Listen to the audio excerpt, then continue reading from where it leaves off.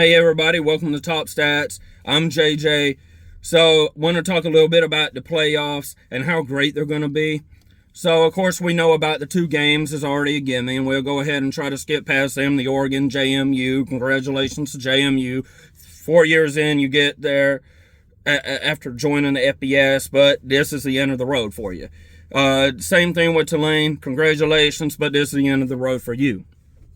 Congratulations to Ole Miss and Oregon for an almost automatic advancement. So now we're going to move on to the good games. Alabama, Oklahoma, a 1.5 point spread on that game. Alabama did lose to Oklahoma in the season, but it was a close loss. Yes, it was at home, but they are going to be looking for a payback. Now on the other side of the coin, Oklahoma is at home. The fans are going to be crazy. If you are a fan of Oklahoma, you should be losing your voice by halftime. Honestly, before that, trying to help that team put that pressure on Alabama's offense to communicate. So, saying that, it is still going to be a really great game and very, very competitive and could go either way. On the other side of the bracket, you got A&M and Miami in a week. So, talking about that one, you got A&M 11-0 to start off with. Lost one, a tough one, but it was against a very good opponent. Miami, you beat arguably another team. If we didn't have these automatic bids, or actually just would be straight up in, and that's Notre Dame. You're really good. You got some threats on offense. Georgia's former quarterback Carson Beck is there. Of course, they're going to be very competitive, be playing hard. There's only a 3.5 point spread on that game. You can't get no closer, hardly, than these two games, the Alabama and Oklahoma, and then the Texas A&M and Miami with the spreads. First week of football, extremely competitive and extremely high, just a high expectation for greatness. All right, and then moving forward, of course, either one of them two teams can win. So moving forward, you got the winner of the Texas A&M and Miami game facing Ohio State. Ohio State did lose the Big Ten championship. We all know that. They struggled a little bit.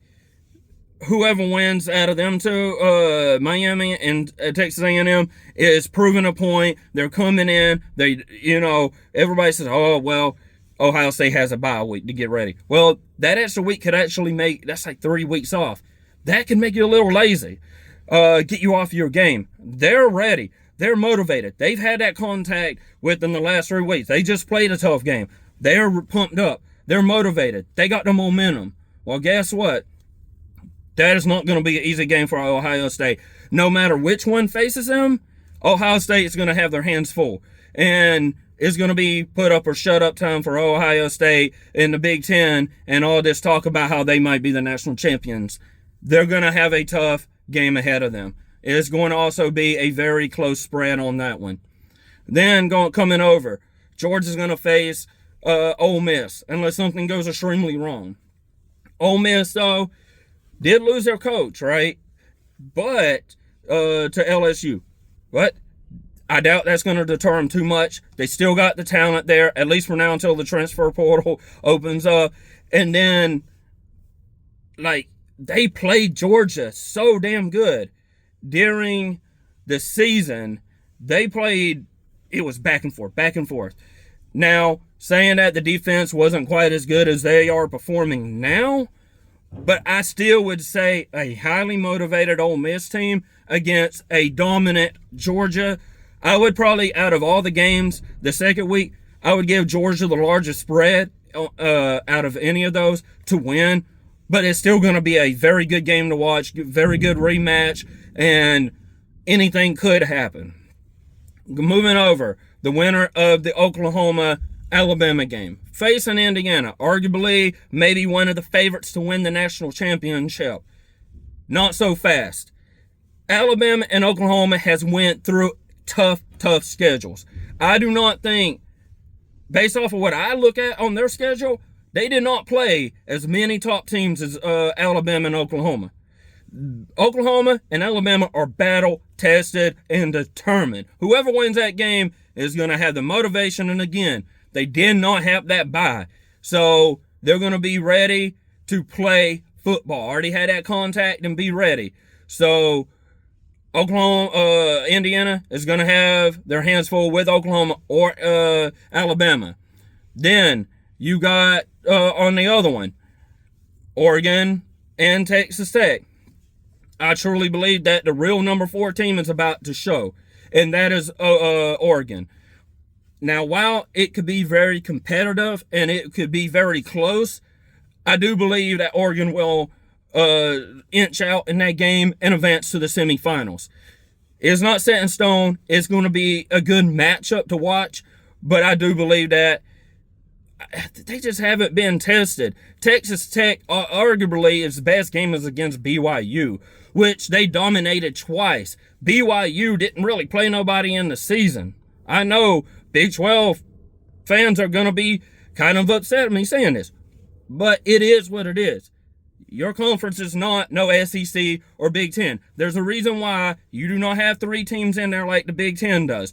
There's a reason why you don't have 5 teams in there like the SEC does. You don't even have 2 teams in there. You would if there wasn't automatic bids for the playoff for conference champions. But you don't. So we got to live in reality. So I'm going to go with Oregon winning that game, but it's still going to be highly competitive. Could go either way. Moving on, the winner of the Indiana and the winner of the Oregon-Texas Tech game should be explosive. They're both going to be fighting for that natty appearance to go to that national championship. They're going to be hungry. It is going to be competitive. Very, very competitive. I do believe the team that advances out of the Indiana game, the game against Indiana, or featuring them, obviously we don't know who's going to be playing them quite yet. So is going to be favorites in that game to win. But you cannot underestimate Oregon and what Dan Lanning has put together at Oregon. They are going to come and they're going to be ready to play. Going around to the other side, you're going to have the Georgia Bulldogs most likely in the winner of the whole Ohio State game. However, again, hungry. Georgia, hungry. Absolutely dominant performance. And I believe that that's going to be an extremely good game. I would love to see Georgia Carson Beck play. Georgia versus Miami, which Carson Beck is our quarterback. So I would love to see that matchup. They would love to see that matchup. Both teams would be highly motivated for that matchup. Texas A&M, Georgia, all SEC. Who would argue with that? Except, I guess, everyone that's not an SEC fan. Or a fan of a team that's not in the SEC, because y'all hate our ass, right? But at the end of the day, it would be a really good game. Ohio State, Georgia, all right, Big Ten, you say that your teams are better. You talk all this crap to the SEC. SEC, we talk crap to the Big Ten, Big 12, and all the others.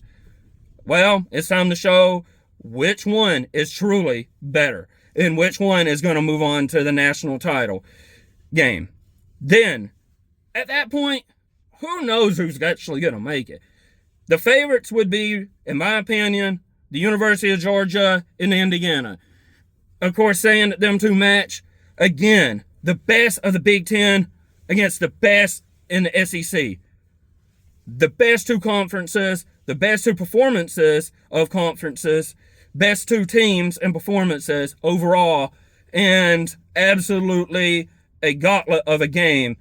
I would have Georgia coming out. I'm a Dog fan. So what if y'all don't like it? Thumbs it up. Comment. Put your picks. Also, it's going to be a wonderful playoff run no matter who wins.